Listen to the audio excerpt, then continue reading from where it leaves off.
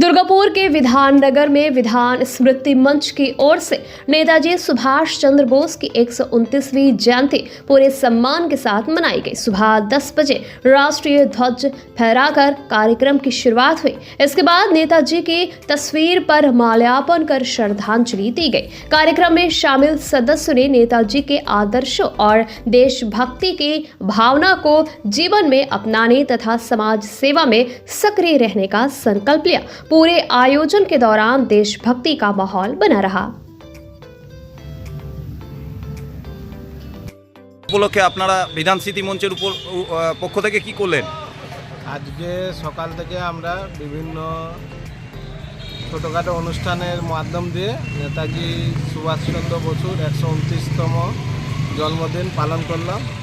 সকালে আমরা নেতাজির মূর্তিতে মাল্যদান করে ফ্ল্যাগ হোস্টিংয়ের মাধ্যমে নেতাজির জন্মদিন সূচনা করলাম। এরপরে আমাদের অনুষ্ঠান সূচি আছে, ওই গানের কিছু অনুষ্ঠান আছে, একটু পরে দুর্গাপুর বিধান স্মৃতি মঞ্চ থেকে শুরু হবে। আপনার নাম? আমার নাম সঞ্চয় মণ্ডল।